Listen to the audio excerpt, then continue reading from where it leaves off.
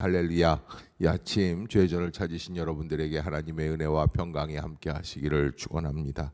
오늘 아모스서 2장, 어제에 이어서 이 믿음의 사람들은 하나님께서 허락해 주신 땅에 살면서 단순히 자기 개인의 믿음, 구원을 받았느냐 안 받았느냐 이것뿐만 아니라 사회적인 윤리적인 죄악도 책임지고 감당해 나가야 한다라는 말씀을 드렸어요.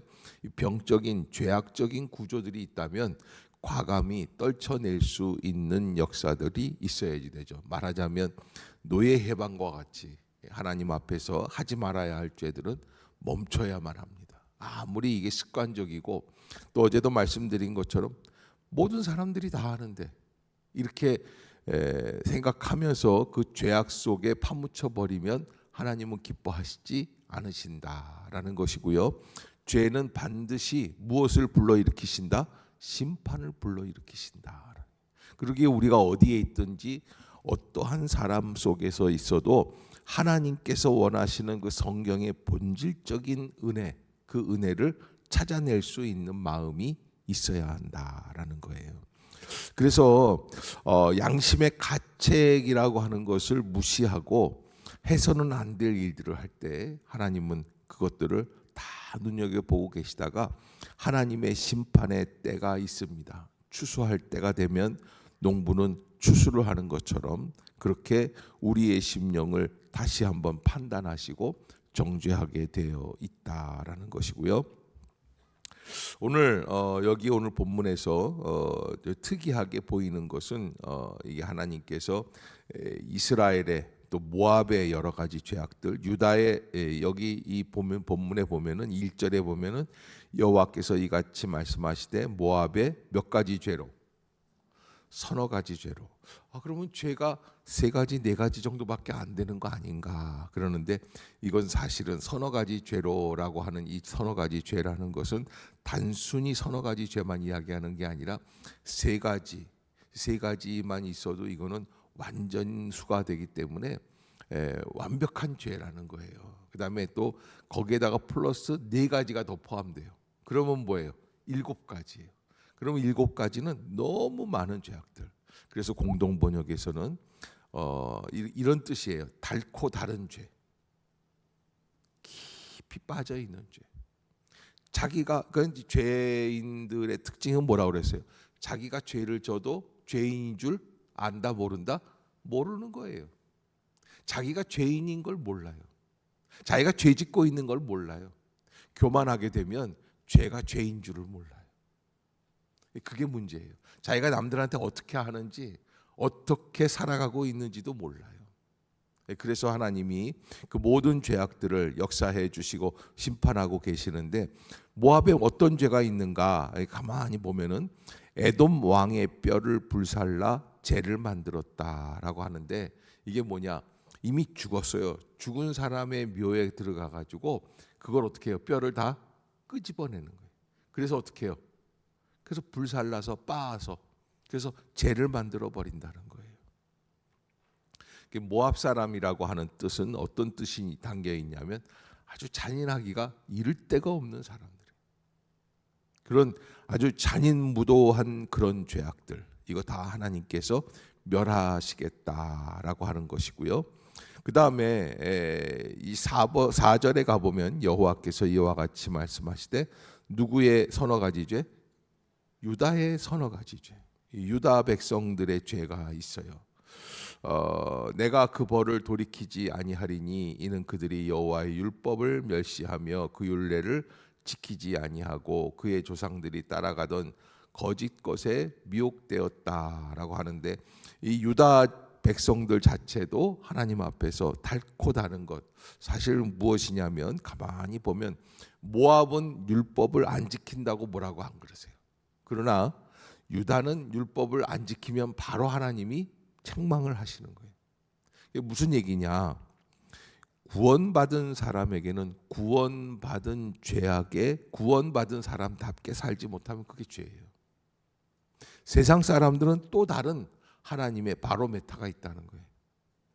그러기에 하나님 앞에서 우리가 믿음으로 받은 구원이 있다고 한다면 그걸 믿음으로 잘 감당해 나갈 수 있는 역사가 있어야겠죠. 그래서 유다의 죄악들로 인하여서 하나님은 어떻게 하십니까? 5절에 보면 내가 유다에 무엇을 보낸다? 불을 보낸다. 불의 심판을 하시겠다는 거예요. 예루살렘의 궁궐들을 살라버리겠다. 그다음에 6절을 한번 보겠습니다. 6절 시작. 여호와께서 이와 같이 말씀하시되 이스라엘에 내가 그 벌을 돌이키지 아니하리니 이는 그들이 은을 받고 의인을 팔며 신한 결례를 받고. 그러니까 이 사람들이 이게 참 이상한. 이게 저 유다는 율법대로 못 산 게 죄인데 율법이라고 하는 건 세상 법보다 더 위에 있거든요. 더 까다로운 거예요. 그러니까 그러려니 할 수 있는데 이게 이스라엘 사람들은요 본질적으로 율법이 있지만은 그 율법을 신경 쓰지 않고 자기들 마음대로 악한 짓들을 다 하는 거예요. 그 중에서 대표적인 모습들이 은을 받고 의인을 판다. 또 신한 결례를 받고 가난한 자를 판다. 그건 뭡니까? 갑질의 갑질이에요. 그리고 물질 만능주의예요. 그러기에 아무리 의인이라도 돈을 받을 수만 있으면 팔아버리겠다는 거예요. 의가 중요한 게 아니고 뭐가 중요해요? 돈이 중요하다는 거예요. 7절에 보면 그들이 했던 가난한 잔인한 역사들, 7절에 힘없는 자의 머리를 티끌먼지 속에 발로 밟는다. 이게 아주 갑질의 극단적인 모습들이죠. 아무 힘도 없는 사람, 보복할 수 없는 사람, 그냥 머리를 발로 밟아버리는 거예요. 또 연약한 자의 길을 굽게 한다. 그래서 소송을 하고 재판을 할 때 약한 자의 편을 든다 안 든다? 안 든다는 거예요. 아버지와 아들이 한 젊은 여인에게 다녀서 내 거룩한 이름을 더럽힌다. 이거는 있을 수 없는 윤리적인 죄악. 그런데 이런 죄악들이 펼쳐질 때에는 당시의 사람들로서는 양심이 화인을 맞았기 때문에 별로 그렇게 가책을 느끼지 않는 거예요. 그래서 성적인 타락들이 아주 여실히 드러나고 있는 게 북이스라엘 왕국의 죄악들이고요. 그다음에 8절에 가면 모든 제단 옆에서 전당 잡은 옷 위에 눕는다 그래요. 모든 제단 옆에서 전당 잡은 옷 위에 눕는다. 이게 뭘까요? 여러분, 하나님께서 율법을 주실 때 가난한 사람들에게 담보물을 받을 때 받지 말라고 그랬거든요. 형제들 간에는.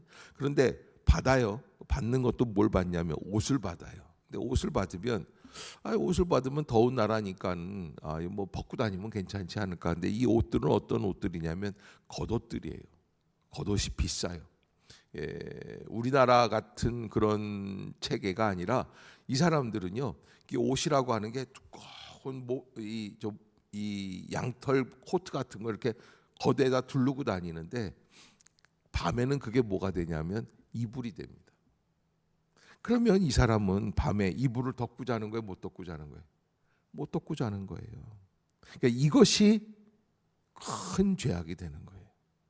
너 어떻게 가난한 사람이 의지할 데가 없는데 돈이 없어서 돈 좀 끌어왔는데 그 옷을 그리고 또 율법에는요, 해가 지면 그 전당물을 돌려주게끔 돼 있어요. 빼앗은 것을. 그런데 돌려주지도 않고 그것 위에서 내가 누워 있다라는 거예요. 그러니까 이 가난한 사람들의 그 피와 같은 그것들 다 빨아들여 가지고 그래서 자기가 그걸 누리고 있는 거예요. 그것이 하나님 앞에서 큰 죄악이다. 더 나아가서 그들의 신전에서 벌금으로 얻은 포도주를 마신다. 그렇게 돼 있어요. 하나님 앞에서 하나님께 예배를 드려야지 되건만 우상을 위해서 신전을 만들어 놓고 그리고 벌금으로 얻은 포도주를 마시고 취해서 자기들 마음대로 행동하고 있는 건 이건 말도 안 되는 짓들이다.